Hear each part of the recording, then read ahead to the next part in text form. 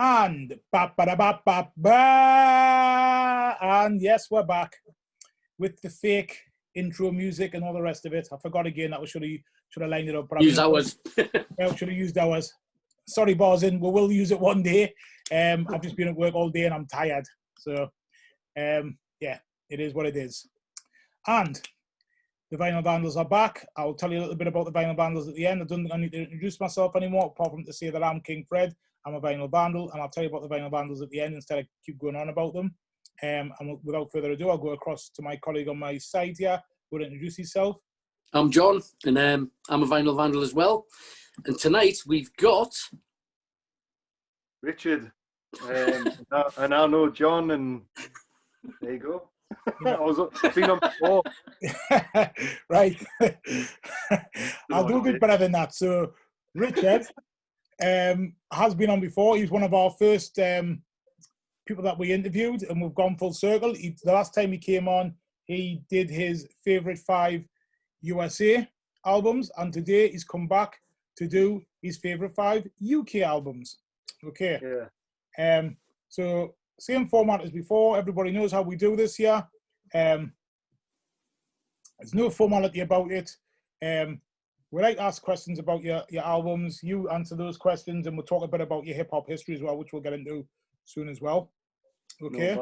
No, just before we start, Richard, how hard or easy was it for you to pick your favourite 5 UK albums? It actually was a lot easier than picking the American because I haven't got as many albums, British hip hop albums on vinyl as I used to have. And at one point in my life, I had to sell quite a lot of it. Okay. Just falling on hard times, I ended up flogging the record shops and stuff. Yeah. So I haven't got as many as I would have liked to went through, but the ones I've got, I went through quite a few what there, and these ones are, seem to stick the most. So okay, cool, nice one. Okay, well, when I picked my UK, it was really, really hard. Yeah, when I got interviewed, it took us ages. And all I would say is I picked me American. I haven't been interviewed yet, but it changed twice today already. So I need to get interviewed soon, so it just gets out of the way because it's doing me head in. Yeah, so, it is hard. It's quite a hard. Yeah. I'm glad you don't do CDs or cassettes because that would be even harder. Well, loads on CD and cassette. we could come to that in the end. You never know, in another season. And also, we're still going to do favourite 5 UK 12 inches and favourite 5 USA 12 inches. So that's still to come. There's plenty of time. I think there's plenty of mileage in this. As long as there's an appetite and people are interested, then we'll keep doing it. Yeah. I keep saying, we have the intention of doing it for ourselves during lockdown to keep our mental health and spirits up. And my aim was to get me, John, Julie, and Michael to talk about our music that we liked, because we're always talking about it, like I think most hip-hop fans do, and to get a few of our friends to watch it. So, I was aiming for about 20 people. I was going to be happy. If I got 50, I'll be over the moon. And we've surpassed that, so that's great. As long as there's people interested, we'll keep doing it, even if it's 5 people in their dog, then that's fine. Yeah. No, that's a good thing. I think it's brilliant. Okay. So have you been watching the other ones, Richard? I have. I watched, the last one I watched the other week was Mercury. Okay. From Gunshot. I watched the Blade one. I've watched the Outlaw Posse one. Right. And a few like other people who we've had on. Nice one. Okay. But, they're good. I think they're a brilliant idea. I think it'll end up taking off personally. It might get bigger than, Well, if that happens, it's a bonus. But I'm happy at the moment with what we've got. You know what I mean? We're not professionals. We're not pretending to be.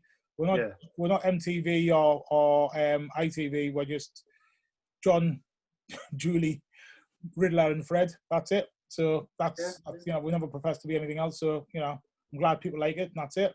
Okay. So let's go. Have you picked? We've picked your favorite 5 UK. Have you got an order, or is it have you got is it in the pyramid? Is it your worst? What you tell us what you picked. Do you want to start at 5 or 1? Yes, but are you? What is one your favourite, or is 5 your favourite? Right. Okay. Yeah. So we'll save your best to last. That's what we like to do. and that's fine. So you picked them in an order of 5 to 1, yeah? Yeah. Well, Okay. the fifth one is, I don't know if you can see. Lewis Parker, Masquerades and Silhouettes. Yes. It's not a very long album. It's only about 8 songs altogether. That's a proper album, man. That's what albums used to be like. 8 songs it did, Yeah. 8 or 10 songs. 5 on one side if they were shorter, and 5 on the other side. Or maybe 4 and 5, something along those lines. No skits, just songs. Apparently, I think if it had worked out, I'm not sure, but it's part 1 of a series of them. Right. Of these albums, but I don't know much about Lewis Parker. I know he worked with Jest and people like that, and Yeah. And I think I'd read somewhere he ended up getting work in America, doing production over there and stuff like that.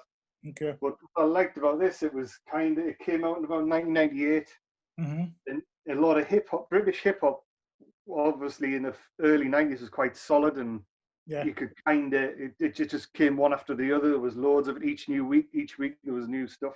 Yeah. And then it began from like mid-90s. After the mid-90s, it started slowing down a bit, and then changing and stuff like that. But Lewis Parker kind of came out, and a lot of the samples and stuff like that. What I like about it is I've never heard any of them before. Right. And he used a lot of kind of unusual samples from, like, say, maybe movie soundtracks or classical music. He obviously did his own beats over the top, and just how it's all produced and what he says is very clear. Right. And it's a really good album. I used to listen to it a lot when I first got it. I used to put a lot of vinyl on cassette, carry and go around with a Walkman and just have it playing all the time. Yeah. And it reminds us of, like, sort of near the end of the 90s, really, where, I don't know, a lot of hip hop, particularly American hip hop, started going a bit sour. Yeah. For myself, I couldn't really get away with it. But British stuff, what was still coming out, that wasn't like even for the charts and things like that. No. It was a good underground bit of hip hop. I think I got it from one of the last record shops. That, like, and it wasn't Volume. It was that other shop. I can't remember its name. Me and John were talking about it. It was sort of next to Volume. But no, it's a good album. It's for 8 songs. It's not a short album. It's a fair length. I think a lot of the songs are 4 or 5 minutes long. So. I've got to admit,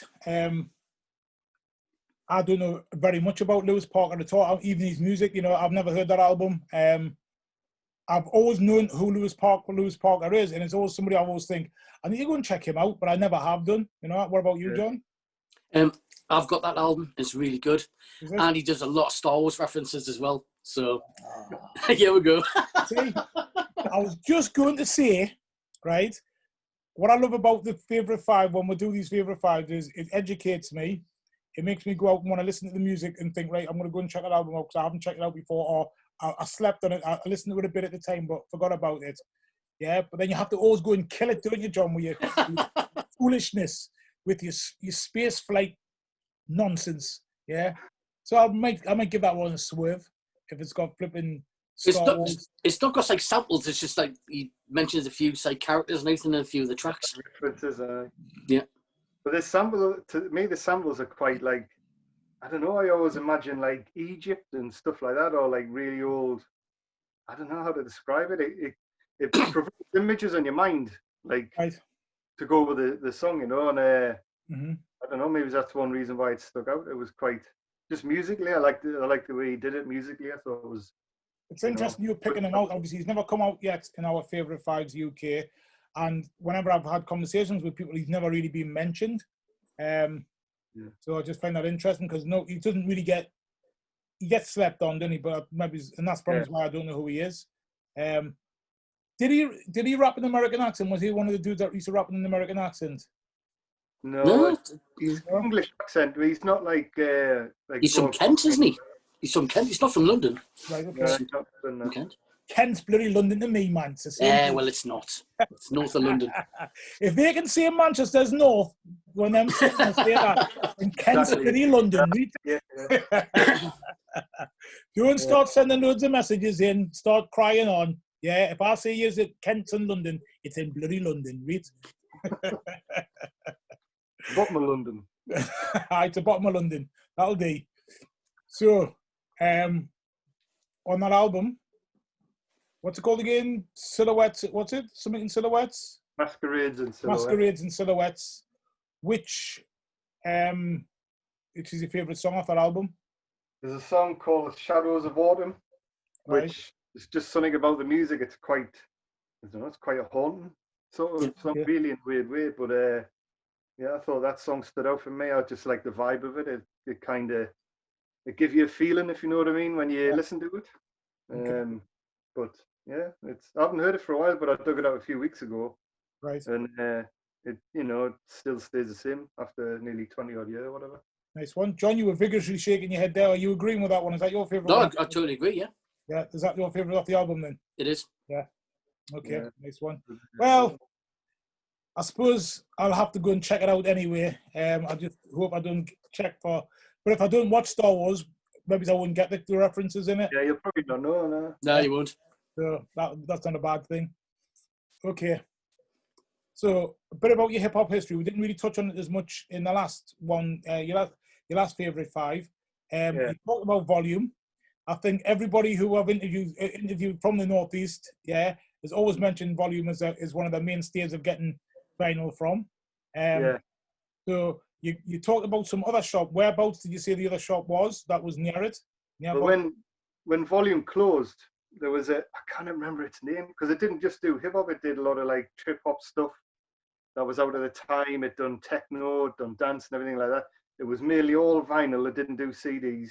Yeah. One of the guys from Volume ran it. I'm not sure his name. I think John mentioned his name before when we were talking about it. I think it might be Haz. Yeah. He worked with Bill Wake. Was it Bill Wake? Yeah.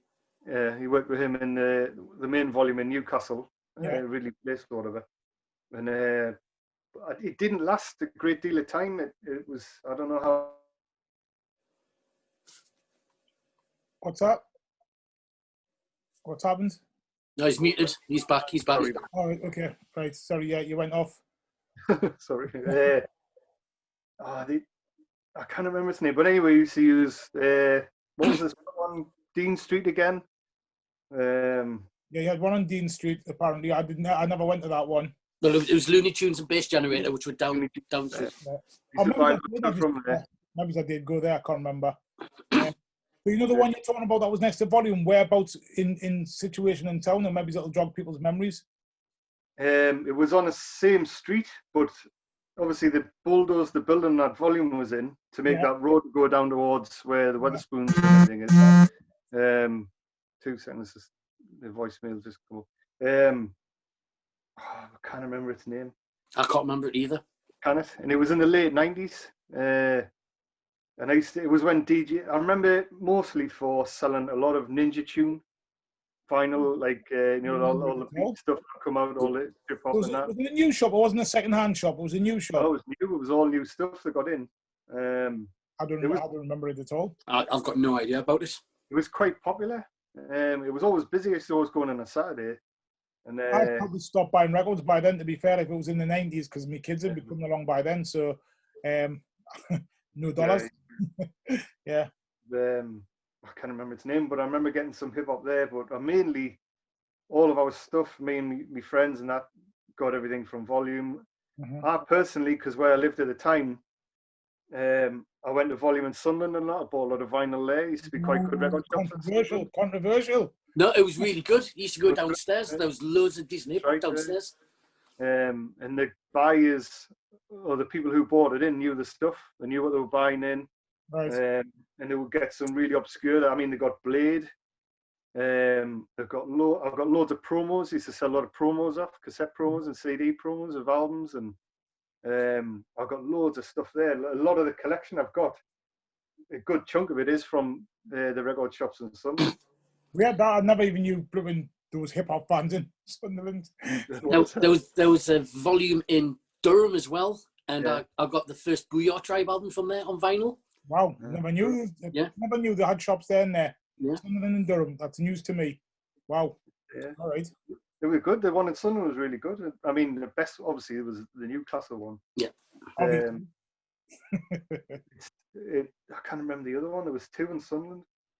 There was a Volume and there was another record shop, but it's past us. I can't remember now. It was a while ago. Okay. But as kids, there used to be a record shop where we lived in Washington, in the galleries, in the centre of the galleries, and we used to get loads of 12 inches there because nobody in the late 80s really understood the value or even liked a lot of hip hop. So you would get NWA, Run DMC. I've got MC Duke there. A lot of Musical Life stuff for like 50 pence, 99 pence. It was right in the middle, wasn't it? It was like almost like a little island thing in the middle. I remember that as well. And that turned into Volume as well eventually. Yes. Mm-hmm. And they used to sell, I don't know much about who ran it or anything like that. I think the guy who ran it now runs Reflex or owns Reflex. Right. But he worked in Volume as well. He knows, funny enough, knows Dorsey's dad. But anyway, they just said when we started getting into hip hop and we're seeing all this stuff, we just bought it all up. Loads of people frowned at with thinking, it's a fad, it'll die out. Yeah. You know, and it's another form of dance music and all this stuff. Yeah. But as we well know, it did not. And I used to get it started in Washington. I grew up in Washington.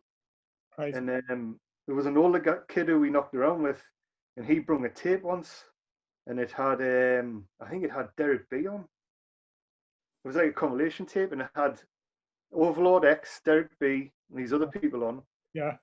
And then a mutual friend of mine and John's had a bit more money than us, and he would go out and buy a lot of vinyl off the back of this, and then that's how we discovered Public Enemy, Run DMC, all sorts of stuff from there, and De La Soul, and it just blew up from there. And then you leave school, you get a job, and I was just more or less blowing all my money on records and tapes, CDs, anything I get my hands on.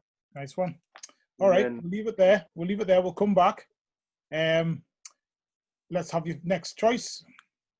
Number 4. Number 4 is Gunshot, first album. Obviously. There we have it. I do like Gunshot. I thought they kind of, me personally, took the mantle from Hijack. They always had that espionage feel about them, that kind of British intelligence kind of, I don't know, it sounds daft, but the samples and stuff like that. Okay. And we played this to death. I had the cassette of it first. Yeah. And someone had to give us the vinyl. And it is a good, I had it on before then. What amazes me is the pace, the speed of it. It would be great if you were in the gym running. Yeah. Well, I've trained to it before. Don't worry about that. Yeah, I'll use it in the gym. It's a mint, you know, like I always say this 25 gun salute. Whew. Yeah. That's my jam on there. You know, definitely. I'll quickly, I don't know if this is controversial or not, but I've got a sec. Where's it gone? This is, I don't know how many people have seen it or had it or owned it. I've never seen it. It was a 10-inch single that came out of Mind of a Razor. Right. It had a couple of songs on it, I think, on the album, but the remix was done with a guy from Napalm Death. Really? On guitar. And it's amazing. Even to this day, when you play it loud, it's just quite a hypnotic song when you get into it. It's got the remix of Mind of a Razor with the rock version. Yeah. And it's on I think it's on the singles. All right. The singles album. I've got it on there. I think Trav got it on there. Yeah, it'll probably be on that. I've got that on tape in one of my boxes down here. Yeah. But I thought that song, like the original version and the remix, are really to me stood out. I thought they were a really good song. The guitar version, heavy, like it's heavy. Yeah, heavy. Yeah. I remember watching. They even done a video for it. I don't know if it's on YouTube or anything now, but I think they were on some program on late at night on TV, being interviewed. Something weird like that, but like there wasn't a lot of press coverage for British hip hop. Not at all. No, like rarely. I have got videos somewhere of late night kind of interviews with Hijack and I can't remember who else is on it. Other rap groups where they did a concert somewhere, and then the, like TV camera crew interviewed them afterwards. Gunshot's not on it, but like there wasn't a lot of like sort of all you had on them really was magazines, or occasional Radio 1 might have played a track by them or a brief interview with them or something like that. John Peel used to. I mean, I always say this as well. Eli. Sort of say a question what I've said. Like some people said, well, there was these shows on at night, but I never used to see them. There wasn't much on the radio up in Newcastle area, and there wasn't much on the telly. Majority of stuff was I was lucky enough to be able to go down to London, but a lot of it before what do you call it, like Hip Hop Connection came out. A lot of it was just go into volume, be recommended it off Bill, and just buy it, because sometimes you couldn't even listen to it because there's so many people in the shop. You didn't have time to play it. It was just like, this is really good. You like it, Fred? And I used to just take it. And you knew the kind of music I like, the kind of hip hop I like. You just give us it, and I just take it to him and listen to it. And some of the stuff was like, this is crap. You know what I mean? And be stuck with it because I didn't even like it. Yeah, but it's just the way it was. When it up here, you just have to take potluck sometimes. What was the record shop where the Hippie Green was? Can you remember the one I used to Hitsville. I remember buying. What were you going to say? Sorry, and Pet Sounds, which was downstairs, and sometimes I used to get a bit of hip hop, but not very much. Yeah. I remember going to Hitsville and buying an album by a rapper called Awesome Dre, and I just couldn't get my head around it. It was quite bad, But took it back the next week and it tried to say, I've got this as a birthday present, and can I swap it for something at the same price? And they just weren't having it. Wow. Good looking Hitsville, like. I was naive then at the time. I didn't understand the people around who worked in them shops at the time, but they weren't having it. But like Hitsville was another good shop. Yeah. And then it moved to just off Northumberland Street, didn't it? Yeah, next to the library. Yeah, and next to the library. Yeah. But I've seen Gunshot live. Did you at the Riverside? I seen him at the Riverside, and I seen him at the university. Right. Okay. When we got to meet them, they had like they kind of came off stage, and we sort of shook their hands as they went past and stuff like that. And right. But I hope they do. I mean, I know they've done a single not long ago, Burn Cycle. They've done two. And Sulphur and Burn Cycle. Hopefully, an album will emerge and stuff like that. So. Well, I mean, watch the interview. You said you watched the interview. It's just him now. The other two don't want to do it anymore, so they've officially retired. So it's just Mercury. But he said he's got some unfinished business. So watch this space, I suppose. Yeah. Yeah, that's good. Yeah. Right, I don't know. I've got my list written down here, so don't forget. Okay, what's your favourite song off that album? It'll be Mind of a Razor, basically the album version and the remix. Right. Okay. Just like that song. I just like I think Mercury's a really good rapper. He's very clear. Yeah. You can follow him really easy. Even Alkaline, both of them. But he can tell a story, and it's like KRS-One. You can go along with it. It's like it's not riddles as such and stuff like that. But yeah, Mind of a Razor. Spot on. Okay. So you were talking there a bit about obviously your hip hop history, and you were talking about that you've been to some gigs at the university and the one at Riverside. You were talking about going to Hitsville in both locations, the one in Eldon Green, Hippie Green, and the one next to the library. Yeah. What other record shops did you go to around to get records? I know you've talked about the ones in Sunderland and that in Washington. What other ones in Newcastle did you go to? Do you remember? I mean, it was our price. We used to use our price in HMV, Virgin. Occasionally we'll get stuff in. What's the other one? They were nearly all CDs by then. Do you know you should go to Windows as well? Windows, aye. Windows had this downstairs, had an alright. Yeah, they did. Sneaky little spot. Not many people knew about it. I used to love going in there. Windows, aye. And do you remember Callas? Callas was on, if you're an older dude like me, Callas on Northumberland Street, that was a spot as well. There was a shop it was called Callas. It sold It was like a department store, it had all kinds in, but it had a record, like a music department, and they used to sell records in there. You used to get some Kelly records in there as well. Well, after that closed down, can you remember when Hamleys was in that building? That's right, yeah. And downstairs was the Virgin Megastore as well? Because I used to Yeah. get a few bits and bobs from there as well. Yeah. No Virgin, I remember HMV, not HMV, Our Price in Eldon Square, where what's its name is now HMV, and they upstairs in there they had I remember buying like from Dubious on vinyl there and stuff like that, and a lot of early Cypress Hill stuff. And do you remember when they on Northumberland Street? Used to be on Northumberland Street, HMV. Yeah, I worked there. Yeah. All right, nice one. The little one, like where Scott. On the corner, yeah. Yeah. Wow. Yeah, some music memories there, like music memories. Definitely, yeah. I spent a lot of money in them shops. Yeah. On a weekend when I wasn't at work or whatever, I would go over and just buy loads of as much as I physically could, really, with the amount of money I had. So hip hop acts in Newcastle or the Northeast. Who's been your best show that you've been to in the Northeast, hip hop wise? American or British? Doesn't matter. I've seen loads. What's your best one though? Best one.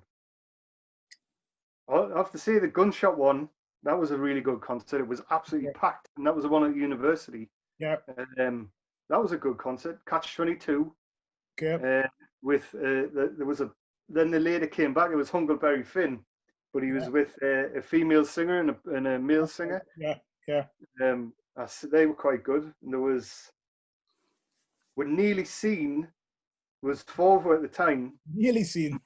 And we went to see Caveman, who were playing with 2 other British hip hop acts, and I can't remember who they were. And this was at the Northumbria University, I think. Yeah. As we went in, we had the tickets, but they said, "Have you got any ID?" And we didn't have any ID, and they wouldn't let us in. And they wouldn't refund me either. We couldn't get money back. Wow. But you've been to a lot of gigs around the UK as well, though, haven't you? Oh yeah. I went. The weirdest one was the Bradford Maestro in Bradford. I've been there before. I saw De La Soul there. Well, we seen Cypress Hill, House of Pain, Funk Dubious there. Yeah. And there was quite a big group of it, and I was down with a few friends down, sort of looking at the stage, and my brother, he was up on a balcony, and he was keep waving us up, and I was just waving back at him, and he was like trying to shout, "Come up here!" And I later found out he was standing behind Be Real, and mugs and people out, and they were at the bar getting a drink before they went on, and he was trying to say like, "Come up, like you say hello to them," all that stuff. But oh well. That was a good concert. I think it kind of went funny when House of Pain come on, because they could tell off the vibe of the crowd that like Cypress Hill came on. I think more people came to see Cypress Hill, really. Yeah.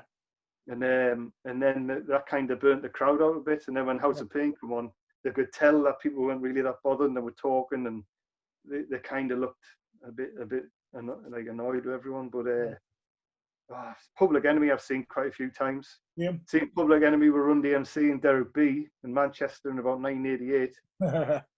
And then a year later went back to see them again, and they were with Third Base. And also, I've got a book somewhere with I always kept the tickets. Right. A lot of gigs, and I've got them all written in. There's loads. All right. Anyway, we'll move on. Anyway, I mean, mine's gone. I can't think. Yeah, that's all right. We'll move on. What's your next album? The next one is it'll be Son of Noise. Can you see Nice. that? Yeah. I remember first where I bought this. Funny enough, I bought this from a record shop in South Shields. You're definitely the king of diggers, like the Northeast digger. I got it in Our Price in South Shields in the early 90s, and they actually weirdly sold a lot of Cold Sweat stuff. Uh-huh. And what I had getting a 12-inch first of where is it? Negative Forces. Mm-hmm.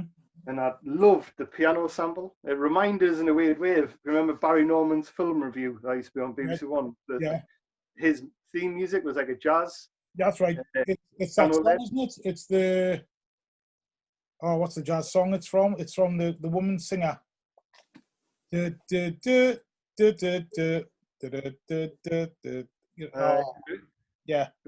And their sample they use in their song very similar. It Right. even could be that song. I'm not sure. Okay. But what I like about this album is it's recorded quite lo-fi. It's not studio polished. Yeah. You know, the vocals are quite quiet in parts and quite raw and raspy, and a lot of it sounds like it's kind of done on the spot, blasted out, maybe done in one take. I don't know. I don't know much about the recording process of Son of Noise did. But I really loved this album. The samples were good. They were all like kind of samples you were hearing in other stuff at the time. And it was just a gritty, really like fast, funky, raw album of the time. Yeah. It kind of captured the fact that they weren't on a big record label that didn't have lots of money. Yeah. It was a struggle. And they captured that in the songs, in the album. And funny because you've held that album cover up there, front and back, and it's just truckloads of them, isn't there? But it's like they're not all in the group, are they? And loads of albums used to do that, didn't they? You just get the mates, lend mates. A posse, we're real deep. Guy, him there, and he was Blade's mate, wasn't he? Blade's DJ. And that guy there's in the background of Blade's album as well. I don't know if you can see it closely. Never noticed before. I mean, I've got that album. I've got it twice. Got it on CD and I've got it on vinyl. And the second album I haven't got on vinyl. What's it called again? I had the second one and I had to sell it. Like a cartoon cover, isn't it? Yeah, like a drawn cartoon. It was a double album, double vinyl. On CD. I haven't got it on vinyl. I don't know what it was called.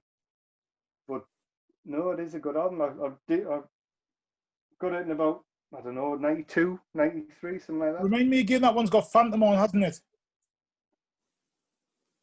Phantom Menace? No, I don't think it's on this one. Is it not? I don't think it's on the other one. Maybe they didn't make an album. I've got the single. I don't know if it's off an album then. I don't think it's on the other album. Maybe it is, I can't remember.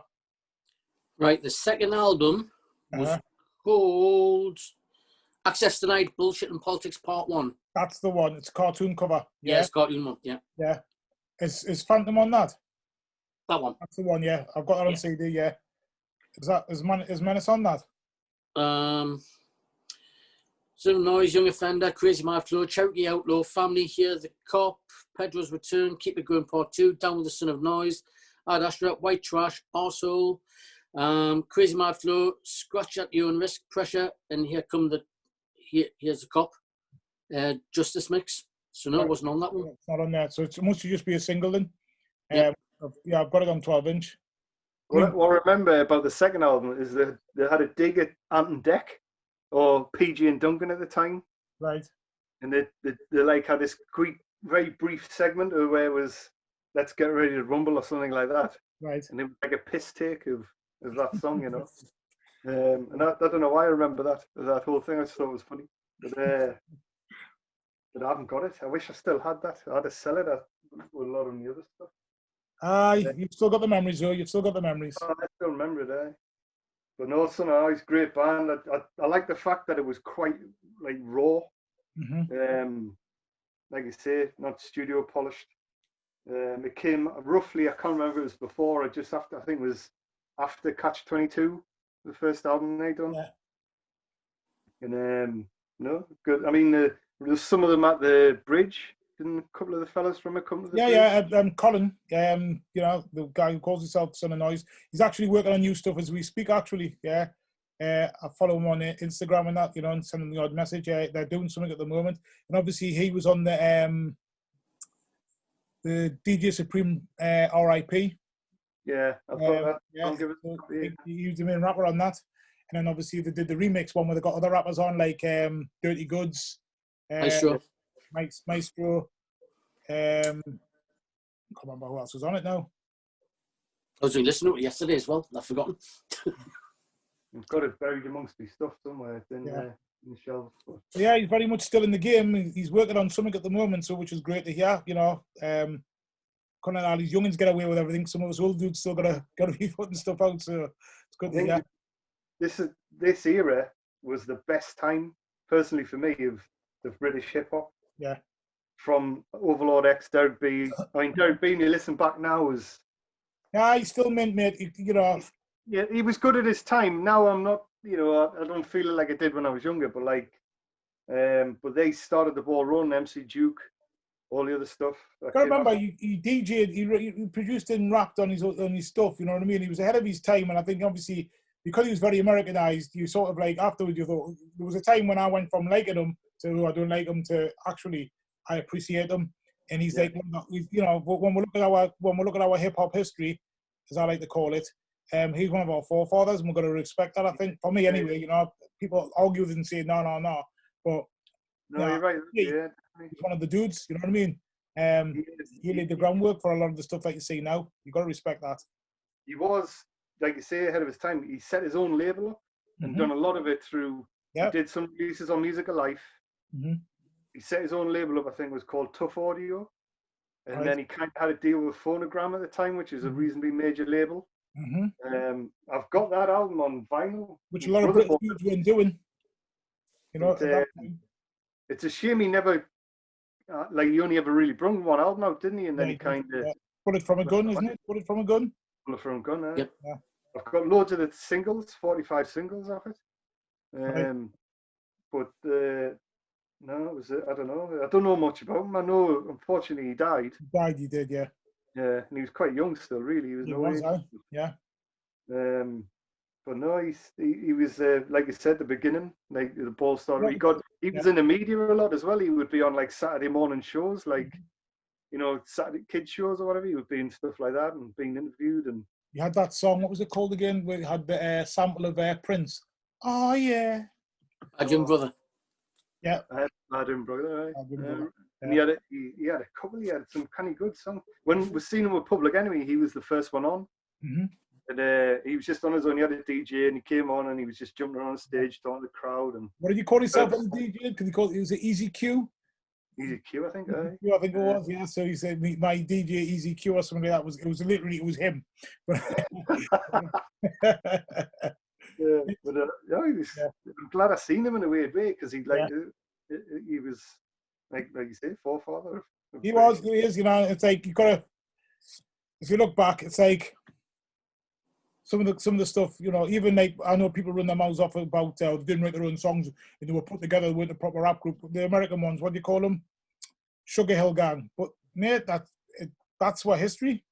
You know what I mean? Take your history, warts and all. You know what I mean? I'm not saying that they're the best, but it's still part of hip hop history. So yeah, definitely. Yeah. You know, so I've changed over the years. I went from like, oh no, I'm embarrassed to it is what it is. You know, and I'll always argue this as well. People like Vanilla Ice, it's hip hop history. Do you know what I mean? It's a damn good beat to be fair. You know, cheesy as hell. You know, VIP and all of that, but actually the beat itself is a good beat. You know, I mean, at the time when that came out, I was buying into all, like Run DMC and Third Beat, and people are all calling MC Hammer and Vanilla Ice and everything like that. But I remember where I worked at the time, like when I told people I like hip hop, they were like sort of, white fellas didn't get it. You know, they were like, but they did like Vanilla Ice. I think the bass line, because it was a Queen bass line. Yeah. They kind of bought into that. Dun, dun, dun, dun, dun, dun. Yeah, it was an infectious bass line. It worked. It did the trick. Unfortunately, he didn't make any money off it because he had to pay Queen.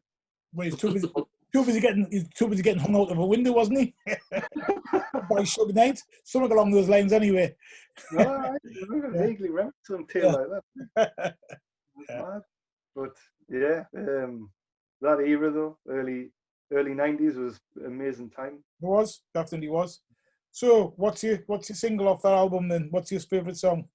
It would have to be purely because the remix is slightly different, but it would be Negative Forces. I really rate the song. I think it's a damn good song. The story it tells, like someone struggling, just trying to get by, and everything seems to be against them. I just thought it was a really good. At the time, I think I was on a dole, and I had nothing. I had no money. I don't know what I was going to do. My mum and dad were threatening to throw us out, and it just resonated. I think at the time it stuck with us because I'm not saying I can relate exactly to what he's saying, but you know what I mean, sort of thing. Yeah, well, it's funny because we interviewed obviously Mercury from Gunshot, and we were asking obviously about their hip hop history and the fact that there was four rappers in the group and a DJ at one time. You know, there's a Barry Blue also, and obviously Q Rock, and just the kind of like how he left obviously to go and do his own thing, which was Son of Noise. I just find that interesting itself because to me, Gunshot has always ever been to me White Sheldrick's on the decks, Alkali and Mercury, but then you also forget that Barry Blue was there. In you know, shout out to Mercury for obviously being on my show, but and him saying that as far as he's concerned, Barry Blue was a better rapper, but just never got the chance to show that. You know what I mean? Which is interesting in itself because it's a shame we never did get to hear much by him. I've got a is it an EP or 12-inch anyway by him? I remember that coming out. Friend of ours bought it. And that's it, really, but just a shame because there was so many. I always say this about like British hip hop because there wasn't that money put into it and stuff like that. There was a lot of promising talent here. We just never got to hear its full. To me, never got to hear its full potential. One album, if we're lucky, if we're really lucky, two. And and I've said it before, and I'll keep saying it, but there isn't many of them that actually brought more than 2 albums out in the British hip hop scene back then. Some of the younger ones now, they're churning them out. Your Stormzy and all of them, but at the time, for us, Kano and them, they're bringing them out. But Hijack, 1 album. Yeah. Posse, 1 album. These are seen as the forefathers, but they only have had 1 album, which is a bit of a shame. Like, I mean, if the internet had been around then, like it is now, I think they would have stood a better chance. Yeah. Because it would have been cheaper for them to put stuff out, put on Bandcamp. And then if you wanted to own a physical copy, you would buy it directly off them. You would buy it off them, though, wouldn't you? Yes. Yeah. Yeah, and stuff like that. So, like a cottage industry. But also, you got to remember that what I was alluding to before. For us, country bumpkins up here in the north, if we're mate was got an album or a 12-inch and we're looking, we got to hear it, then the word would spread. But a lot of stuff sort of passed us by. So the masses of like, right, this has come out today, well, let's all go and buy it. Some of us bought stuff, but not everybody. Whereas down under, everybody's buying it, you know what I mean? So it would have spread around the country more, which would have been more of a hit for them to give them the money to bring more stuff out. I think that's a bit of a shame. You've only got is a Gunshot, Blade, help us out here. Who else brought more than like 3? Gunshot, Blade. There would have been Roots Maneuver. Very prolific. Black Twang. Someone else who always gets forgotten about, who brought quite a few albums out, was Ty. Yeah. Ty. Yeah. He brought quite a few albums out. I've got quite a few of his albums, I think. I've got about 5. Yeah. So yeah. He's quite big in Australia. I lived in Australia for a bit, and and a lot of his first album done quite well over there. It was played on the radio. Mm-hmm. He used to be able to go into record shops in Sydney, and they would be giving away big stickers. I think on this guitar, I have the remnants of a Thai sticker. All right, nice one. Yeah, I can see it. Yeah. That was from a record shop in Australia. Is that from the Awkward album? Awkward, aye. Yeah. And you used to just be able to pick them up for free, loads of stickers and things like that. It's a shame of what happened to him. He was a very talented man. Yeah, definitely. Yeah. Still really sad. For that's my biggest regret for UK hip hop. That was just there wasn't enough sort of product, like with a lot of the artists, just doing a bit of a shame. Whereas when you think in America, some of those artists out there shouldn't have been allowed to bring out more than 1 album, but they did. Because some of the drivel, they had a hit with 1 album, then after that was just like, please, There's some stuff you see on the internet now, and it's like it's appalling. There's no other word for it. It is. But Rich, I would also say that some of the stuff in the past was appalling. Like you look at someone like Snoop Dogg. Some of his albums he brought out after flipping Doggy Style, they were shocking. See, I only ever listened to his first album, and I've never really had any interest in him after that. Right, well, you probably done well, mate, because some of the stuff after that was terrible. I couldn't get away with them, to be honest. He Dogfather, that was terrible. That was the worst album by far. And he did something for the No Limit label, didn't he? That's probably one of his better albums. That was Top Dog No Limit. Yeah, and that says something when you. I know. I sort of heard his first. I know Dorsey was really into Snoop Dogg. He had all the 12 inches and everything like that came up. And then when that died off, and then he came out with the second one, it was fun at the time, you know. But yeah, it's funny because I was just saying this to somebody the other day, you know, when we're having these kind of a chats, and you get into we got seduced by a lot of West Coast stuff, and like, you know, like when I first got that Snoop Dogg, but I can't listen to it now. I really can't listen to it now. I've never heard it for a long time. You know, I can listen to some songs of it, a couple, very, very few. But it's dated to me now. Like, it's just not. I can't listen to it. No. I don't even think I own a copy of it. Someone give us a copy CD of it, but I haven't physically got a copy of it. I couldn't really get into it. I don't know why. I think it seemed to be too much hype, and it put us off. Yeah. Yeah, when it first came out, but I don't know. Yeah, I know what you mean. One thing I would love to say, imagine, and I know it's impossible, but if a lot of bands like groups like Son of Noise and Gunshot came out now, as opposed to like say and had the backing that say Stormzy and Kano and all them had, Dizzy Rascal, do you think they would have quite a big effect on Britain and Europe? And no, because I think possibly too political, maybe, and too raw, too subject matters, too. I think the reason why, and they'll probably get, you know, pelters off some of these youngins, like my nephew and his mates and that, but the only reason why we've got those artists now is because of them. Yep. Yeah. We had to come out then for these to have this now, and they're learning from what their mistakes are. So hats off to them. I don't hate on them. I know some people hate grime. I love grime. Some grime anyway. You know what I mean? I don't hate on it. I like that one and I don't like this one. It's the same with some of the new stuff now. A lot of the new stuff I don't like. There is some good stuff there. It's just not as good as some of the old stuff that I used to like, but I don't hate on the new stuff. I just, if they're running around with tight pants on and red hair, you know, then that's up to them. I'm not going to hate on that. I just stay away from it. I don't need to be in that lane. I think that if it wasn't for London Posse with a Cockney accent and stuff and doing that, then you wouldn't have a Gigs and you wouldn't have Kano.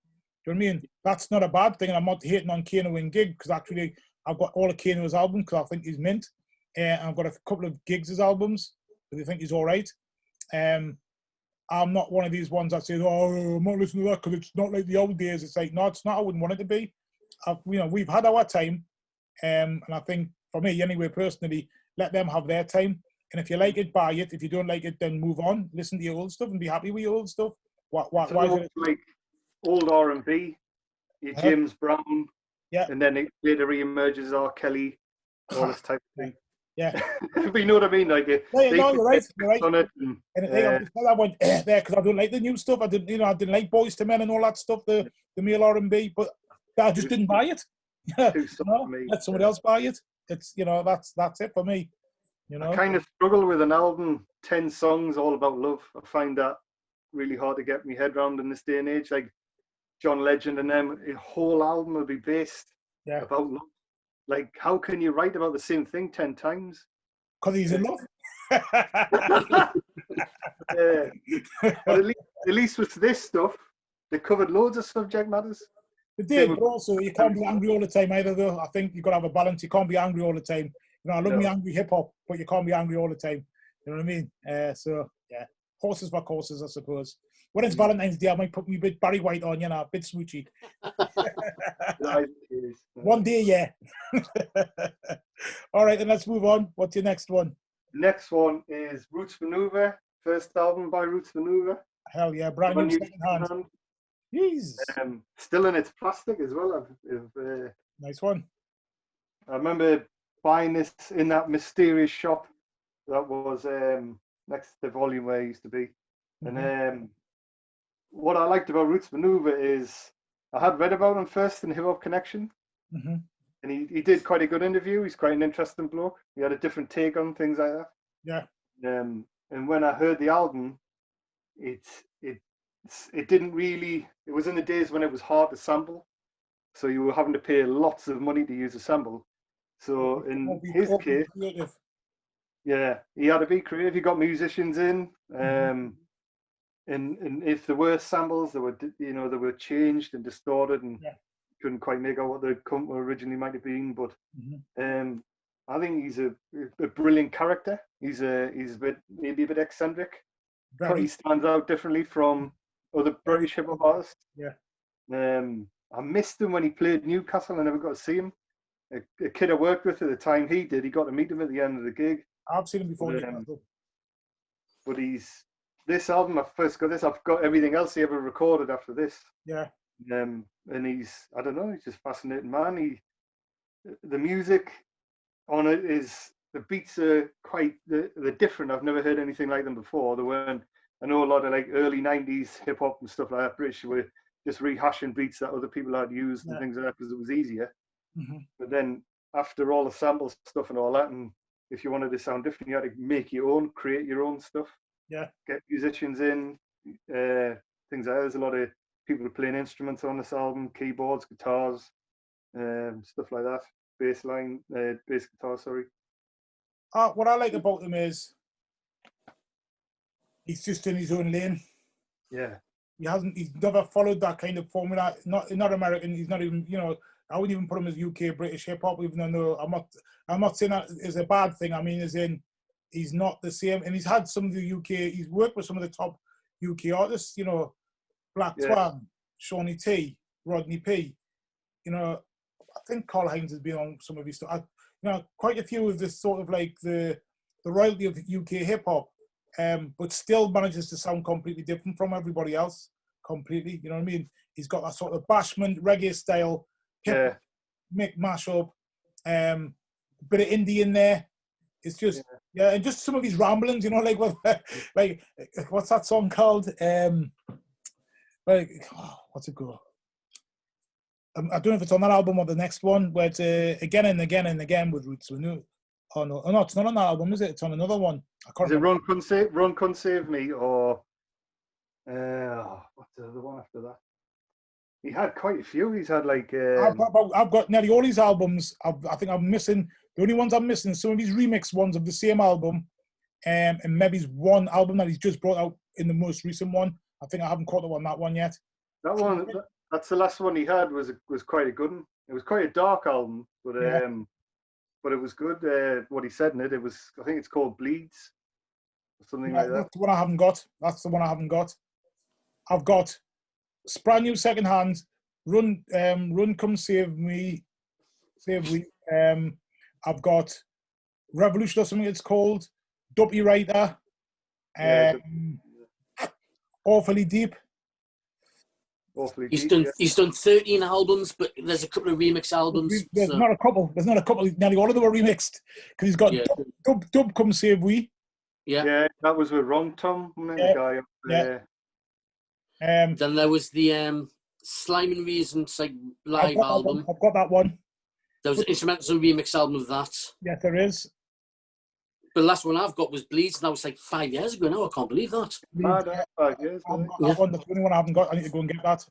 Actually, that Run Come Save Me is not the one we're wrong. I don't think that's the one we're wrong, Tom, is it? The Dub Come Save Me one. He's got a one with him that I've got. I've got that as well. Is it Duppy Writer? Is it called Duppy Writer? Just got rid of it 2 seconds. Anyway, I think he's mint. I think he has universal appeal. I think you could find his records in Japan, China. You could go to Europe, Australia. I think you'd find something by Roots Maneuver in most record shops you went in. Yeah. And stuff like that. He seemed, like you said, he was in his own lane. He was different. Yeah. Like, you can't say he sounds like this person or that one. No, definitely He's not. Definitely unique. And he definitely transcends hip hop. You can't really just box him into hip hop, can you? Although there's definitely hip hop in his DNA, it's something else, isn't it? You know what I mean? He messes with electronic music. He messes with like reggae, dub. Like you say, a bit of jazz on and off, and pop samples, but I just thought he was a breath of fresh air in some ways. Yeah. But he came at the time where where it was before Kano and it was Yeah, before all them, and he kind of took this. He had his own formula, his own sound. yeah, The label he was on, Big Dada, is an offshot of Ninja Tune Records, that's right. Yeah, and I think they give him a lot of freedom. They didn't put pressure on him to do this, do yeah, that. He did it his way. They liked what they heard, and obviously he's done all these albums since on that label. yeah. Um, We interviewed Shawnee T a few weeks ago, and Shawnee T's talking about how good a friend he is, and you know they've done. He's been in the studio when he's recorded. I think that album or the one after, he was there when it was getting recorded, and just that kind of like what he was saying about him. He's come from a sound. He was a sound engineer, so he's always been in the studio, like recording stuff for other people, like reggae sound engineer. And yeah, obviously, you can tell when he tells that. yeah, I'm not surprised. You can tell that those heavy bass lines. When you put it yeah. in your car stereo and that, and your car just vibrates without the engine being on. You know what I mean? Just like You that. need to speak to appreciate it. Witness to fitness. You know what I Yeah, mean? I love that song. Yeah. I had it as a ringtone for quite a Yeah. long time. Just It's on an advert in the TV at the I minute. know. I yeah. saw it today. IKEA. Yeah. Yeah, IKEA really leading the way. They had DWE not so long ago advert. You know, I don't know if you know DWE is a grime artist. He was on the label for he's like a grime sort of pioneer. He's one of the yeah, original. no. He came along with Kano and that lot, Dizzy Rascal and that lot from back in the day. They were using him before that, so IKEA is really forward thinking in their music choice, like which is mint, and it's never similar with what do you call it, Roots Maneuver.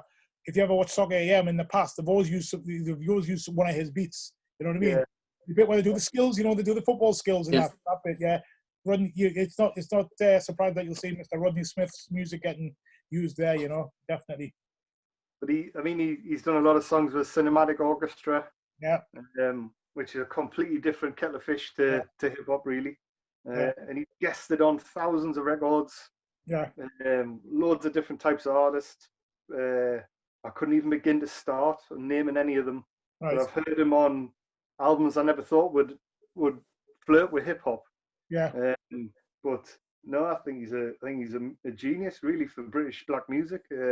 yeah. I've seen him live twice, and when I've seen him live twice in Newcastle, the audience has just been like, it's just a a very eclectic mix in the audience. You sort of like your Trustafarian sort of hippie type students. You know what I mean? Like we're white people with dreadlocks and Yeah, tie dye skirts and that. Yeah.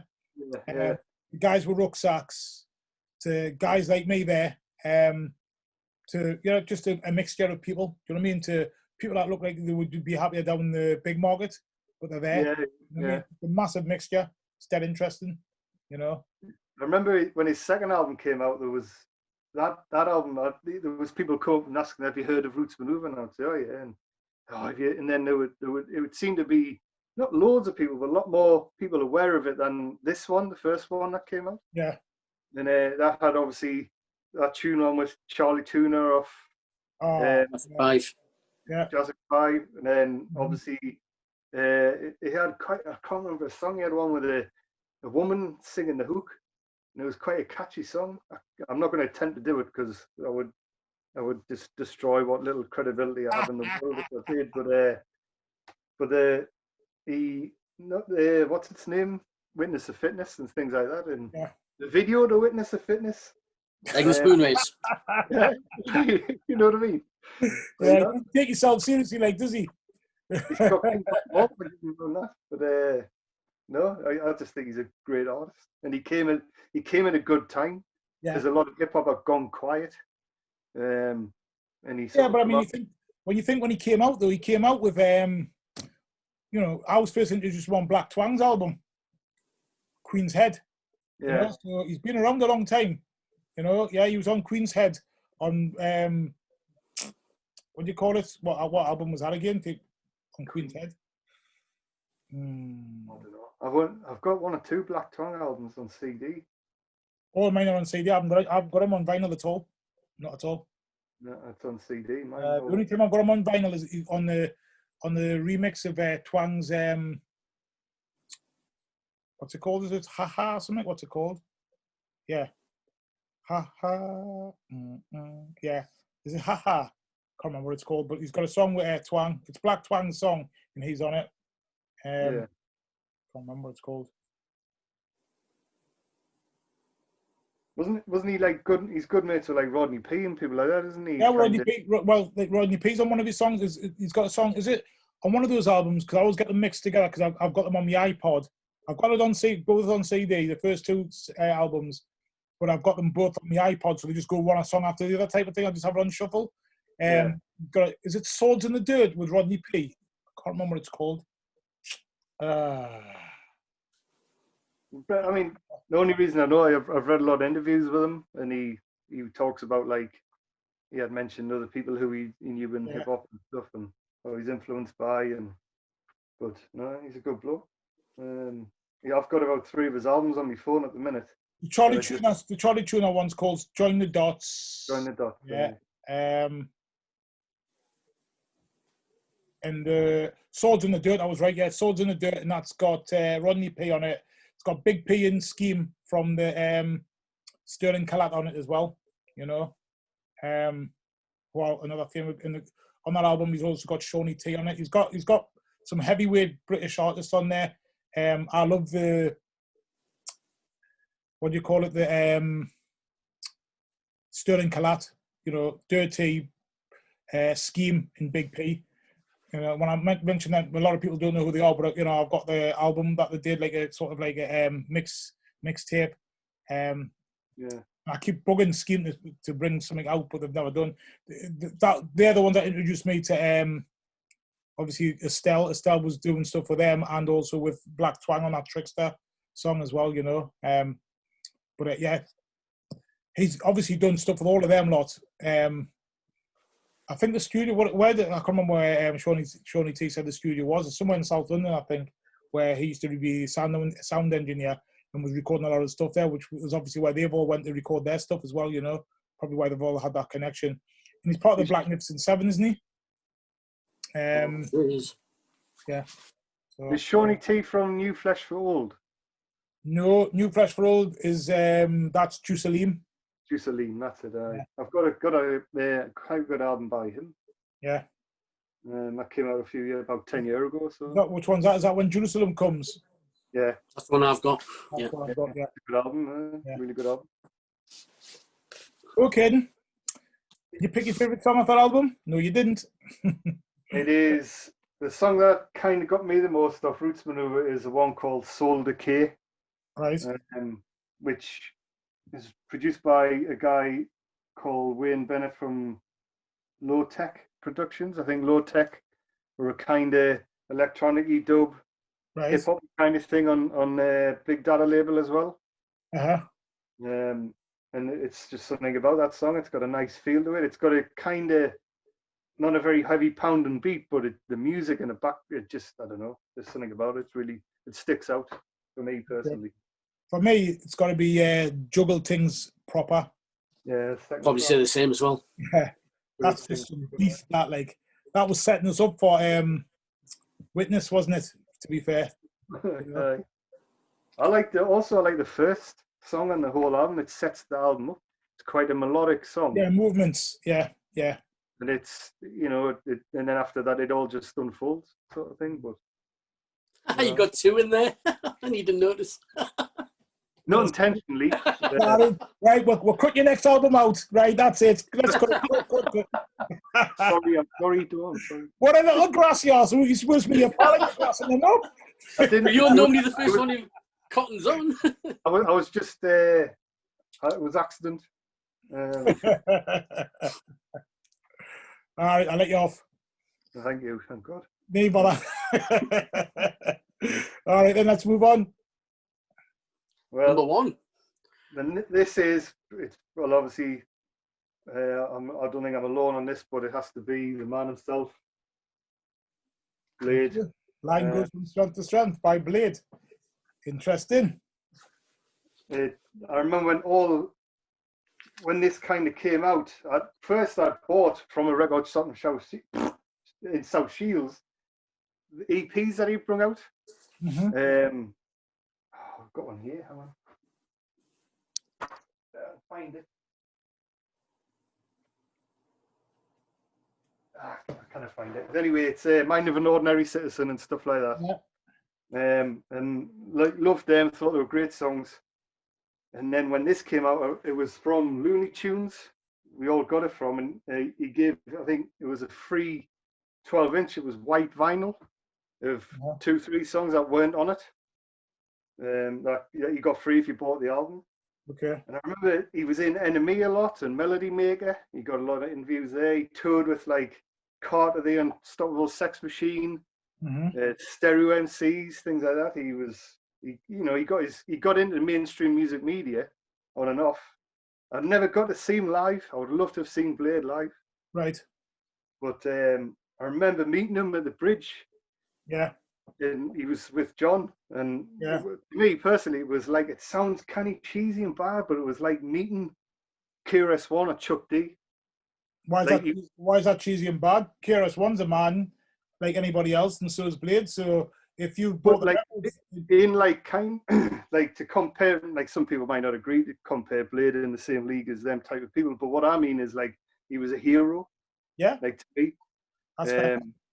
And I had to like commend him and say like, your album blew my mind when I heard it. It still does. And even to this day, I don't know how the hell he did, where he got his music, his samples from, his beats.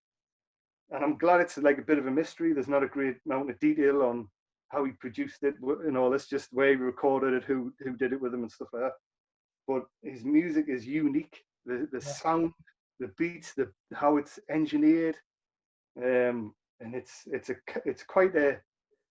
got a lot of humor in the album. Like there's odd funny bits, and then there's a lot of serious stuff. And he's kind of venting his frustrations at the world at the time, 1993.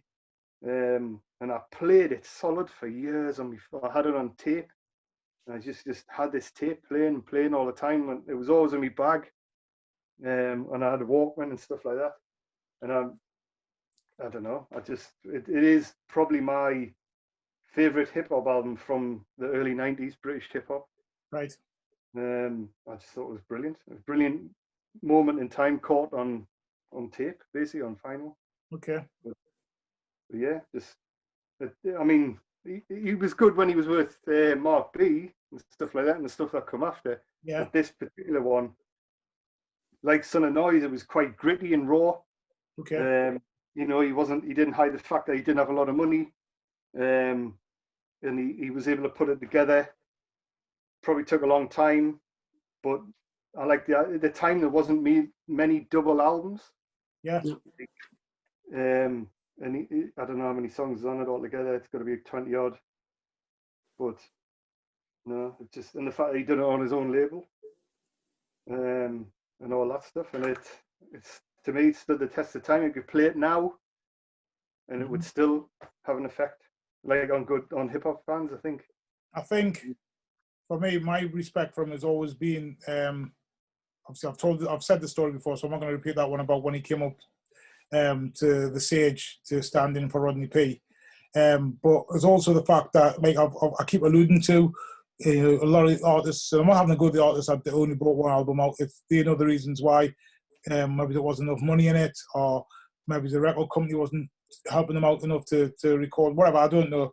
But the graft he put in, with, like you say, with these 12 inches, with these EPs, with these albums, and the stories I always hear about people buying it from. So James Watson, shout out to James Watson, a friend of the Vinyl Vandals, and sometimes interviewer on here. He talks about when he met him and just said, "Oh, I want to buy something off him," and he sent him a check. Back in the day when you sent a check, and he was thinking, "I'll never get this back." Next thing you know, in the post comes an album. And after that, I think he had a phone box at the end of his street. Blade used to use that as his sort of like his office to ring people. Or something I've heard a tale about. You were sending money to somebody that you didn't know if you were going to get ripped off or not. You know what I mean? And a lot of people back in the day, if you remember, there was PO box numbers where you just send stuff and you never got anything back from. But he was sending like records up and down the country to people because if people trusted him. You had to pay for it before his album could come because he needed the money so you could have his album out. And that's hard graft. He put a lot of hard graft into that. You've got to respect people's hustle when they do stuff like that. because other people didn't put the money where their mouth is. They just said, well, I've got no money. And at the end of it, he was like, I've got no money, but I'm going to do something about it. So, you know, I've got to say, shout out to Blade. You know, respect to him. He's been good to us in the Vinyl Vandals. You know, he did an interview with us. He said he would send some records up for us to be able to use as prizes. As good as his word. You know, almost within 2 days, he went saying, "Oh, there's a box here for you." I'm like, "A box for me? I've not ordered anything." Opens a box, and it's a box for the records. You know, respect to Blade. You know, he's a man of his word, and you've got to respect that. And he's a grafter. You know, and I know he's like how he put everybody's name in the booklet. Yeah, who paid in advance. Yeah, and listed everybody. But yeah, you're right. Very humble, honest man, really. Yeah, definitely. Yeah. A good business mind off the back of it, I suppose. Yeah, well, without doubt. Yeah. Well, the fact, I think, you know, business, yeah, definitely, but also just the fact that, like, honest, hardworking, and doesn't let obstacles be in his way. So a lot of people, like, you know, you'll put something in somebody's way, it's like, well, I can't do it, there's a boulder in the way, you know, whereas other people, like, oh, well, I'll work my way around it, I'll work my way over it, I'll work my way under it, or I'll just smash through it, and he's definitely smashed through it. You know what I mean? He just said, right, it's in my way, and I'm going to just it's not going to be in my way. It's just a thing. It's not something that's going to stop me, you know, and he did it. So I've got to respect that, because, you know, other people, you know, I'm not, like I say, I'm not pointing fingers in that, but other people didn't seem to be able to get other albums out and stuff like that. But he did just bring albums out. He brought albums out with quality as well, didn't he? Do you know what I mean? Because that's the other thing. It's not just about bringing the second album out. It's about making sure that it's as good as your first. You know what I mean? I like how he always worked with No Sleep Nigel. Yes. Yeah. He was on all the other albums that they've done. Yeah, well, when you listen to a lot of interviews and stuff and read a lot of stuff, he was on a lot of people's stuff. Yeah, Nigel's worked on other people's stuff as well. You know, he seemed to be instrumental in a lot of UK hip hop. I don't know if you've seen you know, he doesn't know me, but I'm going to give him a shout out anyway. Taxi Steve, you know, All City Taxis. I don't know if you've seen his interviews, his podcasts that he puts on YouTube. Oh no, yes, I have, yes. Yeah. Well, he's got a one where he's interviewing Dexter from the Brotherhood, the DJ from the Brotherhood, and No Sleep Nigel. Dead interesting. If you get a chance, watch it. It's really interesting. Shouldn't be sending you to other podcasts, but I am. Have you ever listened to the Ramesh Ranganathan? Yes, definitely. Hip Hop of My Life. Yeah. He gets a lot of British hip hop. He had Jest on and Rodney P. And well, what I like about it is not so much it's the people that are famous that I didn't know liked hip hop. So like you had Stephen Merchant on. I'm like, hey, he likes hip hop. I was like, it's great, you know. Yeah. Someone else that I didn't think he interviewed and I knew the stuff. He interviewed Michael Kiwanuka, and he's a massive Tribe Called Quest fan. Who's he again? He's kind of like he's sort of like soul folky kind of stuff. Yes. Yes. I listen. Yeah. And he did a good interview with him, and he told how he got in, him and his brother got into hip hop and all that. But for interviewing British from this era, some of them, like another person I really love is Jest. I love anything he ever recorded, and I haven't got sadly any of it on vinyl. Everything I've got by Jest all on CD. Never really been a fan, to be honest. No, I liked him. I thought I've never really got it. You know, no disrespect to him. Hopefully he's listening sometime to this, but you know, we'd love to have him on. But I've never really got into his music. You know, he was different. He was like a unique kind of artist as well in a way. But Blade, great bloke. Like from what I've read about him, watching your interview with him and stuff like that. I vaguely remember interviews he's done in Hip Hop Connection and Melody Maker and all these type of things. And he, like you say, he was a good bloke. I mean, after this, when this album came out, I had a funny feeling, like I thought you'd never hear of him again. Right. He put it out and put a lot to bed, and that was it. He, drew a line under it, and then he came out a few years later, and so on and so on. But to watch your interview with him, it's good that he still kind of has his fingers in the music industry. He's just not performing and stuff like that, but he's still working behind the scenes and all that. And well, he did stuff with his son. His son had a group out, and he was helping him out, which is what any good dad would do. And then he's got his own new little venture that he's doing at the moment that he's setting up. If you look on his I'm not going to steal his thunder because I'm sure he can tell you, but if you go into his social media, he's setting something up there, so it's worth checking out, I started following him on Facebook. Yeah. Recently. So, but yeah, he's on Facebook, he's on Instagram, so check him out. Well worth a follow. Anybody else as well? Get him followed. but And he was, another thing about him as well, he's just a genuine nice guy as well. Yeah. He takes time out to by what was said, he takes time out to help anybody. Yeah. And he's been brilliant with us, hasn't he? So Yeah, definitely. Can't fault him on that No. one, like, you know. So, and he doesn't know us. He's, you know, I'm nothing to him, you know. He even laughs because I used to say, I've said I never really used to really follow or buy his music at the time. Do you know what I mean? And he still has time for us. You know, he doesn't have to. And I've got loads of time and respect for him, definitely. You know, because I think most people in the UK who like UK hip hop have him at the top of their list. Yeah, but that hasn't gone to his head. You know what I mean? It would go to a lot of people's heads. You know what I mean? The fact that people like Eminem rated him, yeah, and wanted them to sign and be across, you know, all lots of stuff about, you know, like people in America, other rappers were like rated them and wanted them, and you know, like when they came here, respected them, but that hasn't gone to his head. You know what I mean? He's never like said, "Well, I'm better than everybody else," and strutted around. But you get some people who've had one single, yeah, and had a couple of hits with that single, you know, like hits on, as in, like, you know, it's on YouTube, and they're running around thinking that they're blooming, you know what I mean, that they're Frank Sinatra or something, and they've got like all of the world behind them, and it's like, you know, behave yourself, you know. Whereas people that could have an excuse to run around like that, i.e. Blade, don't do it. So yeah. humble bloke. Yeah. Yeah. So anyway, on that note, what's your favourite song of the album? That was hard. That was the hardest to pick out of all the ones we went through. Especially with a double album. No, I went through for about an hour just before we kind of went on, just to double check and all that. And I sided with, and what I vaguely remember is when I used to play it a lot when I first got the album, and it kind of, you could get dead absorbed into it, and it kind of sort of give you energy in a weird way, like you say, work out in the gym, you could play it in the background and stuff like that. The song that really picked us up at the time, I think, because it captured like the point he wanted to make across, was "Hold Your Own." Right. And I know a lot of people go for the one he did with Mellow and stuff, which is a brilliant song. I love the music of that. It's a good song. But "Hold Your Own" it had quite a high pitch kind of at the time, like, not saying it's like Cypress Hill and all that, but there was a lot of high pitched siren-y noises used in hip hop, and you could hear like a kind of thing like that. Yeah. And it when you play it loud, it's just got something about it. It's just got a ton of energy in it. It's just a really good song, and it's still to this day. If I had Blade on me phone a few weeks back, and when that song comes on, I always turn it vulnerable. Nice one. But yeah, it took a long. I just couldn't. I don't know. I struggled, but that one definitely decided with that. It was quite hard. Okay, we've come to the end of the show. Thanks very much for again, Rich. You know, it's been a pleasure having you on.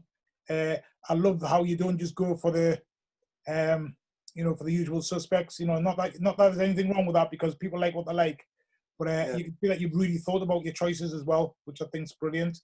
We'll definitely have you on in the new year, with your favourite 5 12 inches, USA, and favourite 5 UK 12 inches as well. So we'll be back at you. So start thinking now over Christmas. Have a think about it. I will, yeah. So respect for that. You got any last words, John? No, just thanks, Rich. Again, it's refreshing to see different albums, I think, to what other people's, because it seems to be the same sort of people, and yours is, apart from Blade, it's something that they're totally different, to be honest, which is nice, because people have different tastes, and that just proves it, I think. Yeah. The only annoying thing is I wish I had, now in hindsight, I hadn't sold a lot of this. I think I sold a lot of stuff to Steel Wheels when I used to be here, Margaret. Yeah. And a lot of British hip hop I sold there, and I do deeply regret doing that. But because it would have been maybe slightly different, there would have been different stuff in it, you know. But I think it's one of those things, Richard, just haven't got to dwell on it, because you know, I've told this tale before. I got divorced 20 years ago now or something, and I had nowhere to live, and I had nowhere to put stuff, so I put stuff in boxes and give it to people to save for us. I was like, can you keep this? Can you keep that? When I then went to collect stuff and remembered, oh, I've left this in someone's loft or I left this in someone's shed, I didn't get everything back, so I couldn't even remember where I put half the stuff. And people have never come back to us and said, oh, Fred, you've left this here. And when I looked through my box, I was like, well, this is missing, that's missing. So somebody either stole it or I just haven't had it all back. I've had to try and buy some stuff back recently, over the last few years. And some of it I'll never get back. Some CDs, some vinyl. It is what it is. I had to ditch. I had every single Hip Hop Connection magazine. I had to ditch them because I had nowhere for them. It was just nowhere to cut all these boxes of Hip Hop Connection that I had. I had loads of Source magazines and I had loads of underground magazines. But I can't. I've made a conscious decision to stop dwelling on it. I used to get really upset about it and paid off, but it is what it is. I can't go back. Same with trainers. I had loads of trainers and I had to give some away and get rid of them because I had no space. Do you know what I mean? I had to move back to my dad's for a bit and there was no space to be doing that until I could get myself back on my feet. It is what it is. So I would just say, you've got what you've got and just be happy with it, really. I know it's easy for me to say, but you've got the memories. No one can ever take the memories away from you, I can honestly say I heard them and listened and enjoyed them. So I got my money's worth. Yeah. But no, And also, a lot of the people that you saw live in their prime, you didn't see them when they've come back. When they're older, you've saw them in their prime as well, which people can't take off you as well. So, be thankful, really, I would say. It's the best way to try and get through it anyway. So, any last words before you go? Thank you for having us on. Appreciate it, because obviously this is kind of gaining some weight now, this YouTube show, and there's a lot of quite well-known people on it, so it's kind of on in a weird way to be on the same... Well, you're well-known as well, because if you look at your stats, there's quite a few people being interested, and people have commented to us as well and said about how interesting they found your USA ones, and hopefully they'll find the same with your UK ones as well. So don't just have with the famous people, you're famous now as well. All eyes on YouTube. There you go. Okay. So it's left to me. So thanks very much for being on. It's left to me to just say thanks for tuning in. Don't forget, we are the Vinyl Vandals. Who are the Vinyl Vandals? The Vinyl Vandals are me, King Fred, John, DJ Riddler, and Julie. We have a show every Monday night on Method Radio, and it's on from 7 till 8. And it's our DJ Riddler who spins the best in hip hop from the UK and the USA and some places in between. So tune into that. We also have a show called, that's over to you, John. What show do we have? We've got the Seven Bridges, which is normally once a month, which is on between 6 and 7, just before Riddler, on Method Radio again. So www.mixlr.com/method-radio. But we'll put the link in here. It's always on our Facebook and our Twitter feed as well. So we do, we just did a Halloween one not long ago. We did our first one, which was the Keep the Faith 10-year anniversary, as I can see on your hat there.